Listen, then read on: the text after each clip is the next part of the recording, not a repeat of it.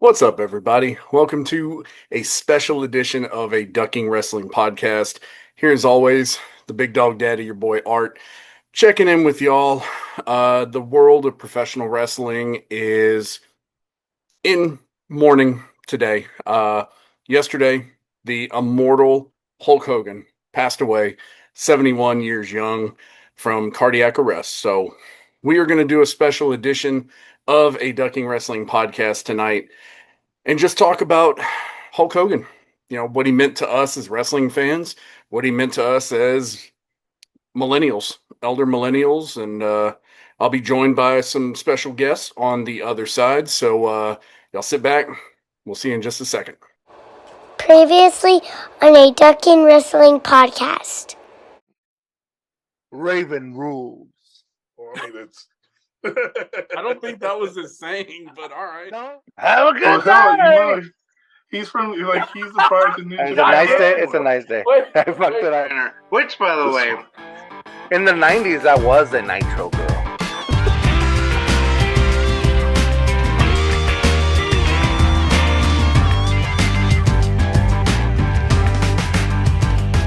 What's up, Duckers, and welcome to this special edition of a Ducking Wrestling podcast. Remembers Hulk Hogan. Again, Big Dog Daddy, always here.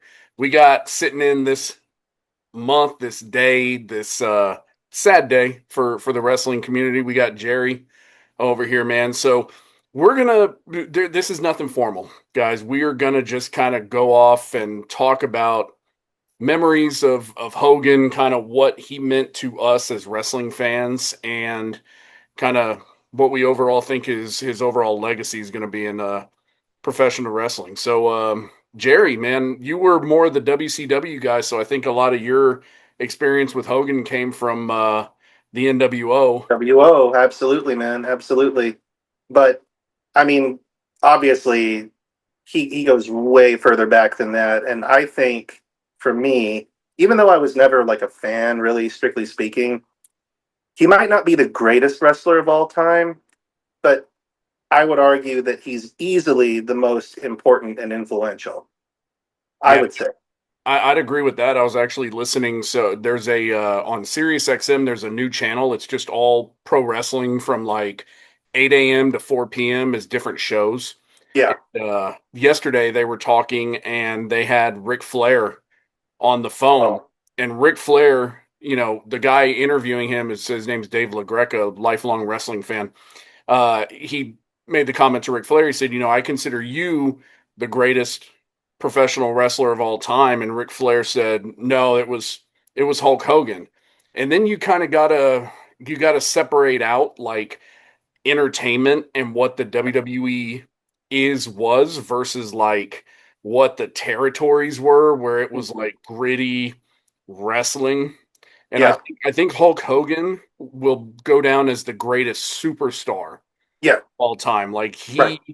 he lifted what the WWF was Right. into the stratosphere. So I think you're right. Not the greatest pro wrestler of all time, but definitely the greatest superstar. And I'm putting that up there against like The Rock and Hogan, or not Hogan, I'm sorry, The Rock and Stone Cold Steve Cena. Austin and Sting. All those guys were major influences, but when you look at what got those guys there was the house that Hogan built. Right. And that's an important thing to really mention is that he pioneered it.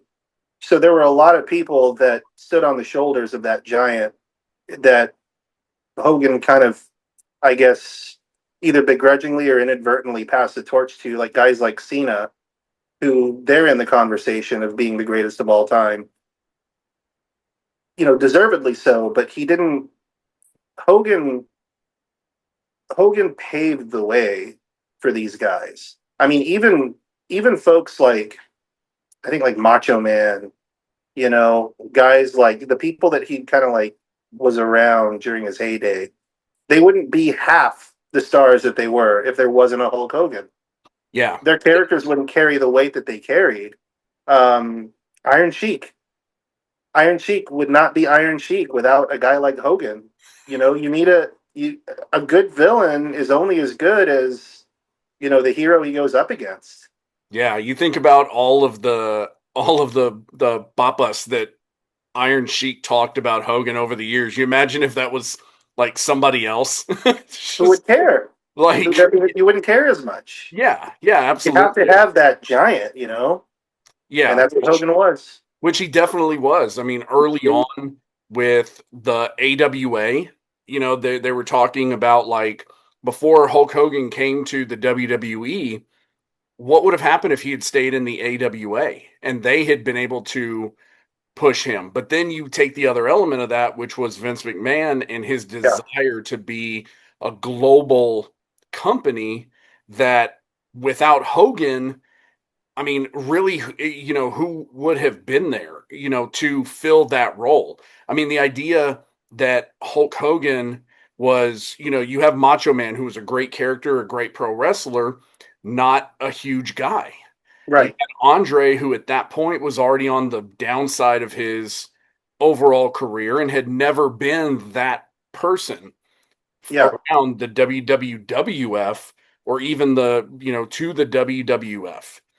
yeah, The guys, superstar Billy Graham, I just watched a documentary on him that they even said in that if they had taken 1974 Billy Graham, moved him to 1984 at that age, could it have been Hogan? And I think the general consensus was Hogan was what he was in that time. He was the perfect guy in the perfect time. perfect is the right word. And I mean, even a guy like Ultimate Warrior, he had the size, he had everything Hogan had and more. I would argue, like physically. Physically, I would say so, man. Like that dude was a specimen, but he just didn't have. He didn't have the love of the people that Hogan commanded, I think that was and the that's an intangible thing. Yeah, I think you're right. Hogan connected with people, and it didn't take a whole lot for him to connect with those people. I mean, he was able to pretty quick. Ultimate Warrior, he had the character, he had the body. I mean, I would argue his in-ring skills were subpar, even to Yeah, Hogan, who wasn't the best wrestler. no, no, not Um, at all. but his connection to the fans, like he didn't have the ability to talk and have you feel like he was talking to you. Yeah, I right. think that's what Hogan had. I mean, even when I met him just a few months ago, and at the beer promotion and got his autograph and everything, Yeah, like walking up to him, I realized pretty quick, oh damn, I'm bigger than he is. And he and a guy like Hulk Hogan could easily brush that off and take the picture and be on to the next. And I walk up and he goes, "Whoa, what's up, big man?" Like he acknowledged, like it was like a connection where immediately I was like that, like yeah, 9-year-old me, like, hey, yeah, yeah. trying to figure out what do I say to this media giant that he was. That Is. I'm I mean, the yeah, dude forged a career up until the very end, man. I mean, even with like reality TV and stuff, like yeah, just yeah, insane. Like the charisma and just, I mean, the thing I get from Hogan is that he just, the minute he started coming up, he locked on to his stardom and never let go. He refused to let anybody take that from him. He was the champ, and he made yeah, it very clear that there was only one, and yeah, there would never be another. And he yeah. did. And I think really, I mean, that's been one of the biggest criticisms of his. And now I say that knowing full well the the issues that people have with the man Terry Bollea and the things that he said, you know, over 10 years ago. The stuff that he said is inexcusable. I understand that. But Yeah, what we're doing here is we are separating out. You cannot like the person of Terry right, Bollea, but you still have to acknowledge Hulk Hogan and what he did. Uh, right. but I think that with that character, what's really interesting is you think the emergence of Hulk Hogan, as we know it, really. Jerry, I know you got to get out of here, man. I appreciate you stopping by. Final thoughts on the Hulkster.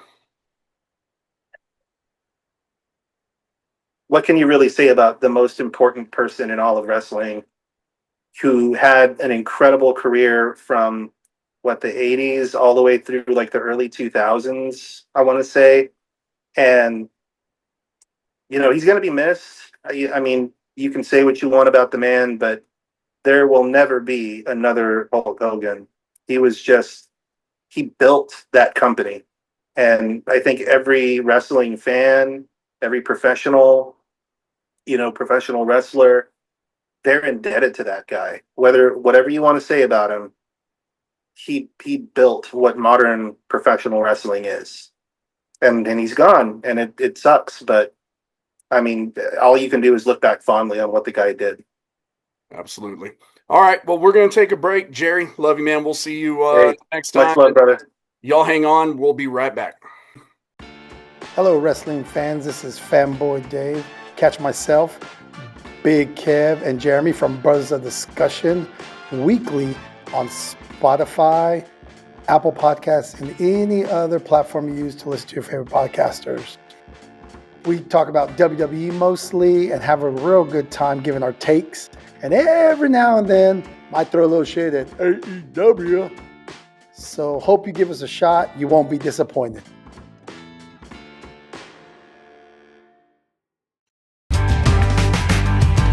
Welcome back, everybody. As promised, I am joined by that chocolate thunder from over yonder, Lathan, checking in, talking about Hulk Hogan. Tell me about it, Bubba.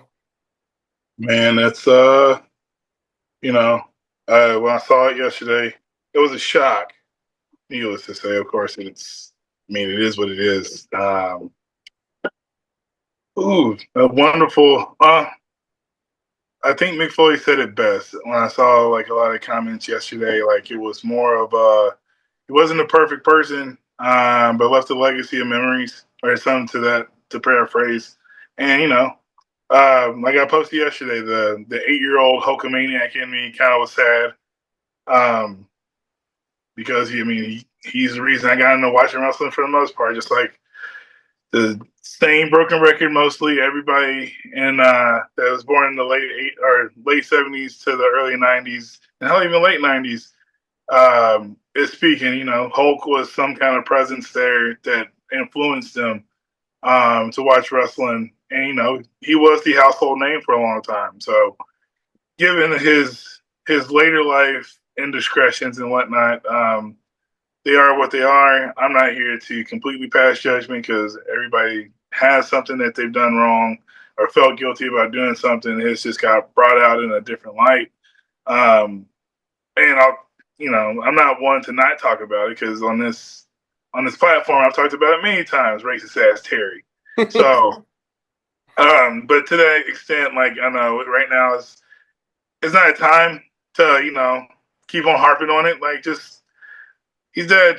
Let it be. Let everybody mourn for a second, and let's understand what it is. And I'll be respectful and give it a moment to let it pass. And rest in peace, Hogan. This is the day that Hulkamania died, and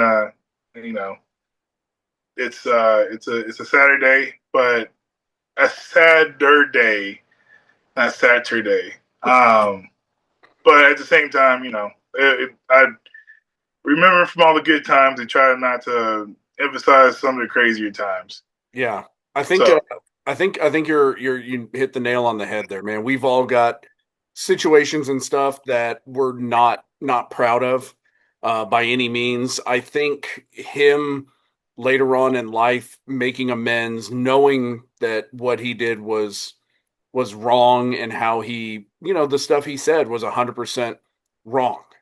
And I take a lot of value in what people that were around him all the time and were with him said. There was a great post online from Mark Henry.